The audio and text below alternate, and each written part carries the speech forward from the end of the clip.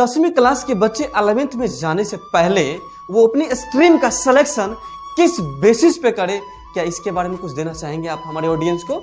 ज्यादातर देखा जाता है अपने समाज में कि बहुत सारे स्टूडेंट ऐसे होते हैं जो इंटर क्लास साइंस सब्जेक्ट से, मैथ्स हो बायोलॉजी हो, साइंस स्ट्रीम से कर लेते हैं, लेकिन उसके बाद जब ग्रेजुएशन की बात आती है तो वो विषय चेंज कर लेते हैं, सब्जेक्ट चेंज कर लेते हैं। इसमें क्या रीजन है सर? क्या ऐसे करने से बच्चों को घाटा होता है या फिर क्या, इसके बारे में क्या कहेंगे आप? कि बिहार एवं यूपी के बच्चों को कंपटीशन एग्जाम से डर लगते रहता है, ऐसा क्यों? बच्चों के लिए कंपटीशन एग्जाम कितना महत्वपूर्ण है, इसके बारे में क्या कहना चाहेंगे? क्या बिना कंपटीशन एग्जाम फेस किए हुए कोई भी जॉब लिया जा सकता है? बच्चे को बर्बाद होने का जो कुछ कुछ पॉइंट्स है उसके बारे में कुछ कहेंगे, यानी उसके नेगेटिव पॉइंट्स को कुछ बोलेंगे सर?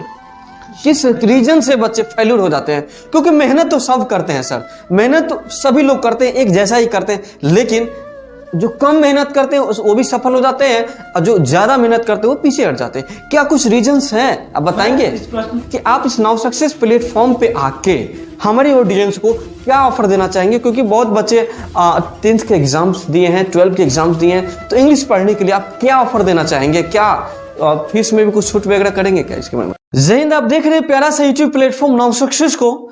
दोस्तों, आज के वीडियो के जो गेस्ट है वो एक ऐसे शख्स है जिन्होंने अपनी गांव समाज में इंग्लिश के क्षेत्र को, इंग्लिश के सेक्टर को, इंग्लिश के लैंग्वेज को डेवलप करने की कोशिश कर रहे हैं और अपने समाज को डेवलप करने की कोशिश कर रहे हैं। एक ऐसे शख्स जो कि भड़वाड़ा में एसके इंग्लिश क्लास के नाम से संस्था चलाते हैं। तो सर का वेलकम है प्यारा सा यूट्यूब प्लेटफॉर्म नाउ सक्सेस पे। सर, सबसे पहले तो मैं आपको धन्यवाद करना चाहता हूं, आपके जितने भी नाउ सक्सेस टीम के मेंबर्स हैं उन सभी लोगों को तहे दिल से धन्यवाद। सर, मेरा नाम संजीत आनंद हुआ, मैं भड़वाड़ा में एसके इंग्लिश क्लासेस के नाम से मतलब संस्थाएं चलाते हैं। सर, ये मेरी जर्नी की बात करेंगे सर तो 2021 में सर सितंबर में स्टार्ट हुई थी, लगभग 8 या 10 सितंबर को।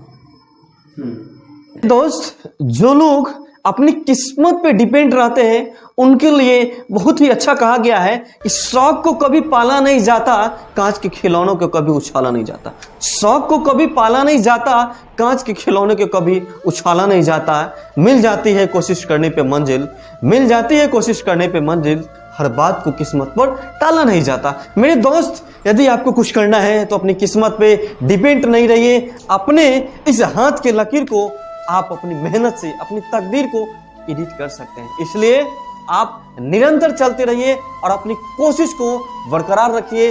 ऊपर वाले के घर में देर है अंधेर नहीं मेरे दोस्त, जरूर मिलेगी, थोड़ा देर ही सही लेकिन मिलेगी। चलिए, आज के जितने भी क्वेश्चन है हम सर से पूछते हैं। सर, अपने गांव समाज से ही क्वेश्चन है और मुझे लगता है कि अपने समाज को, अपने इस ऑडियंस को बड़ा ही फायदा मिलने वाला है क्वेश्चन से। जैसा कि आपको भी मालूम है कि अभी 10वीं क्लास का बच्चा जो है एग्जाम दे के आया है और कुछ ही दिनों के बाद उसका रिजल्ट, परिणाम भी आ जाएगा, राइट सर? तो 10वीं क्लास के बच्चे 11th में जाने से पहले वो अपनी स्ट्रीम का सिलेक्शन किस बेसिस पे करे, क्या इसके बारे में कुछ देना चाहेंगे आप हमारे ऑडियंस को? जी सर, मैं आपके प्रश्नों का उत्तर जी सर दूंगा। बेसिकली कहने का मतलब यह है कि सर, जैसे ही बच्चा 10th पास करते हैं तो अपने समय को बर्बाद करते हैं। कोई घूमने जाता है तो कोई खेलता है, 2-3 महीने ऐसे ही निकल जाता है।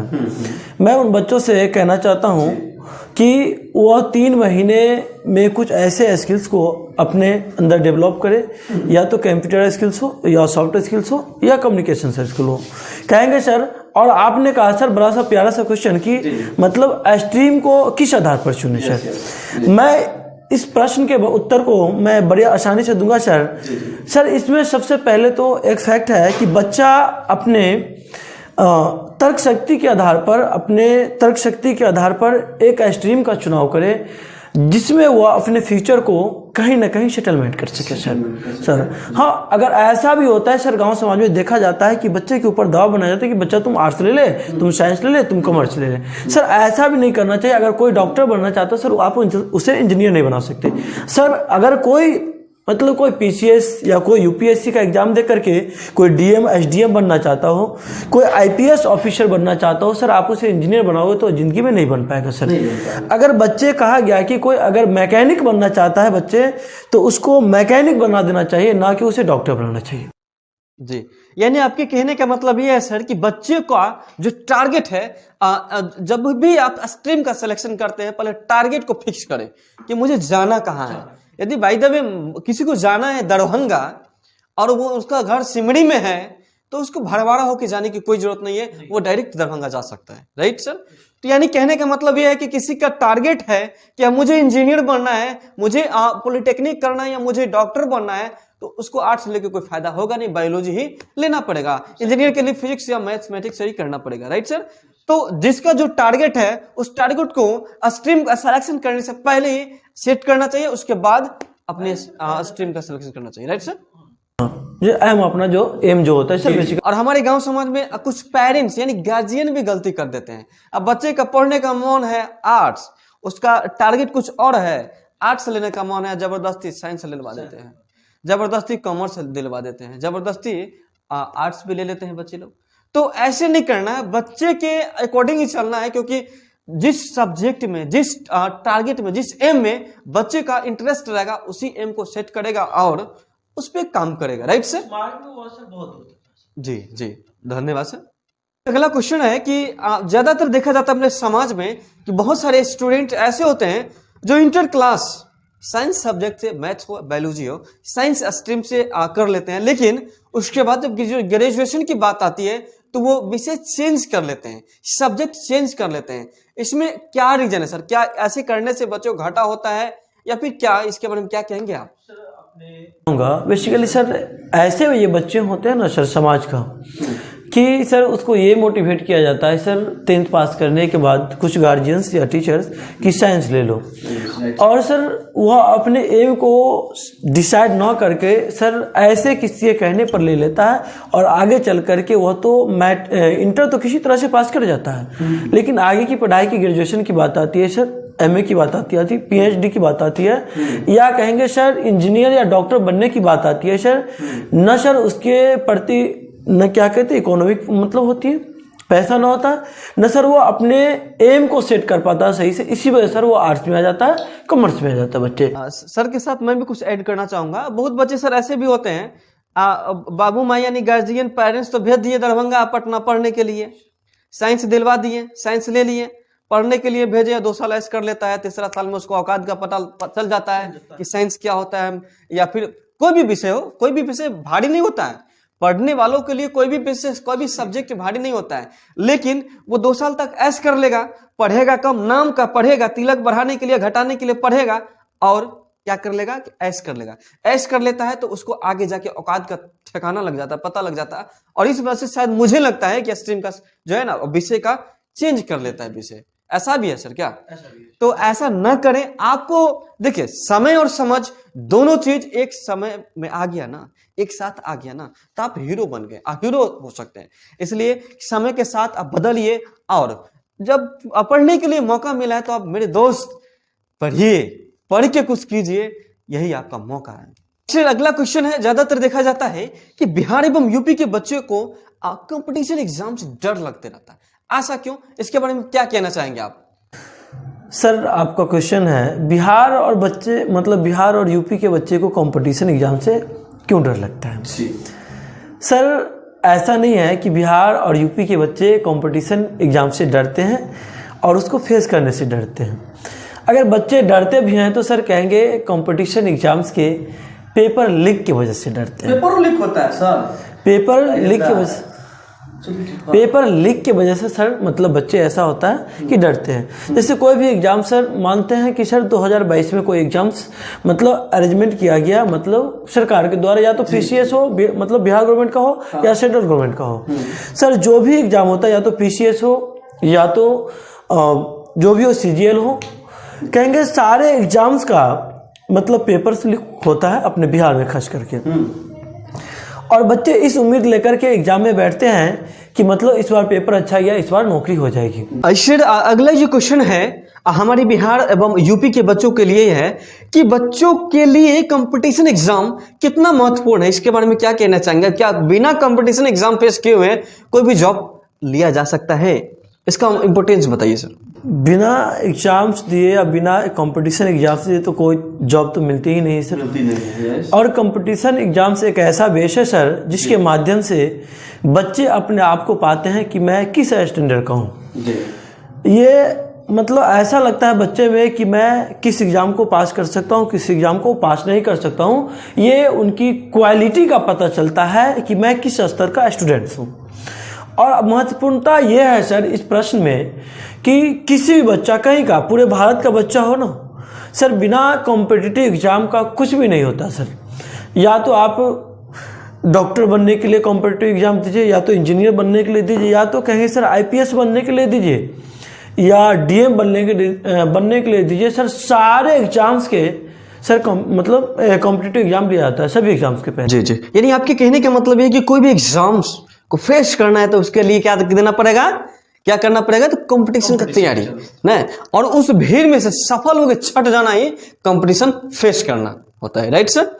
तो जैसे कि किसी भी स्टूडेंट को बनना बैंक PO क्लर्क एनीथिंग कुछ भी, उसका जो सिलेबस है उसको देखते हुए उसको तैयारी करना और उसका एग्जाम देना, उस भीड़ में से सफल होकर छट जाना, वही सफल होकर मतलब आ जाना, प्राप्त कर लेना, अचीव कर लेना, वही कंपटीशन एग्जाम फेस कर लेना होता है, राइट सर?